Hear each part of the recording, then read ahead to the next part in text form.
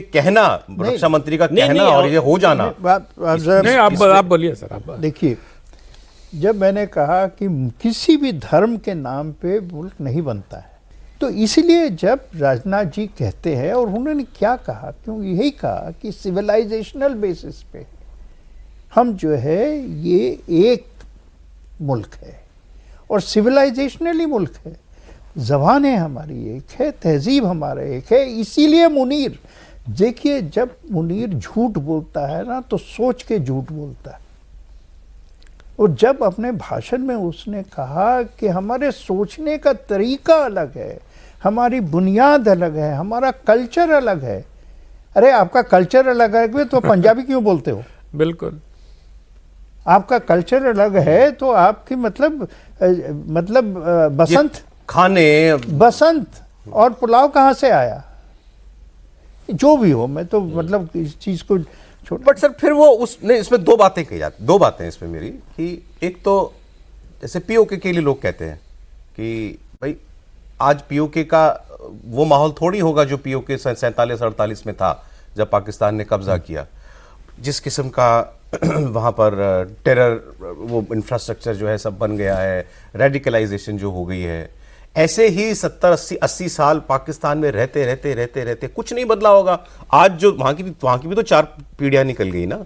आज जो पीढ़ी है उसकी सिविलाइजेशनल मेमोरी वो है जिसकी आप बात कर रहे हैं। सिविलाइजेशन मेरी जो 4000 साल से है वो 40 साल में कैसे गायब हो जाएगी? आपकी सिविलाइजेशन पीढ़ी 4000। मैं ईमानदारी से पूछूं सर, वो आज सिंध का लड़का जो है, हाँ? वो अपने आप को पाकिस्तानी कहेगा या सिंधी कहेगा? वो अपने आप को जो कहेगा, लेकिन जिस दिन सिंधी जबान भूल जाएगा उस दिन शायद सिंध की कल्चर से हट जाएगा, लेकिन सिंधी जबान नहीं भूलने वाला है। दूसरा सवाल बीच में खड़ी है, फिर वही पाकिस्तान। और दूसरी बात, सॉरी, एक चीज और मैं कहूं, क्योंकि मैं संदर्भ में मैं बहुत जरूरी समझता हूं। अभी वर्ल्ड बैंक की रिपोर्ट आई है, आप देखिए वहाँ पे जिसने आपने जैसा स्टेट बनाया है। हमारे यहाँ पता है वर्ल्ड बैंक की रिपोर्ट ने कहा है कि जो गरीबी, सख्त गरीबी जो है 2% से कम हो गई है। वहाँ पे पाकिस्तान में कहता है गरीबी 44% है। और अगर आप पंजाब को हटा दे, पंजाब प्रॉस्परस है, हाँ, तो सिंध और बलूचिस्तान की कितनी गरीबी होगी आप उससे अंदाजा लगा सकते हैं। ये मेरे आंकड़े नहीं है, ये वर्ल्ड बैंक अभी आया, हाँ, कल ही परसों। तो वो जो जवान है वहाँ पे, उसको नौकरी नहीं है, खाने को नहीं है, गुलाम। पता है पाकिस्तान एक ऐसा मुल्क है जहाँ पे आज तक लैंड रिफॉर्म नहीं हुआ, लैंड रिफॉर्म नहीं हुआ।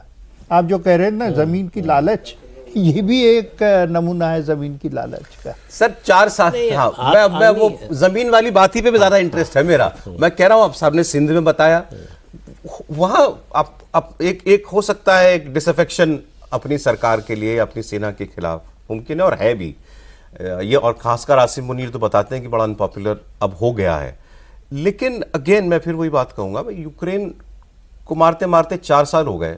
रूस को 20% जमीन कहते हैं कि वो ले पाया है। हाँ, एक गाजा लेने के लिए 2.5 साल बम गिराने पड़े नेतन्याहू को, अभी तक कर ही रहे हैं वो काम। आप तो फिर एक न्यूक्लियर स्टेट की बात कर रहे हैं। नहीं, लेकिन आप दोनों की तुलना नहीं कर सकते।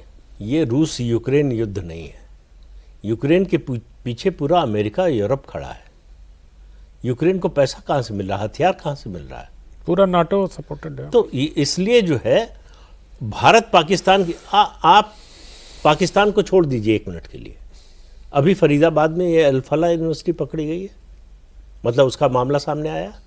अल-फलाह अरबी का शब्द है जिसका मतलब है मरने के बाद की तरक्की।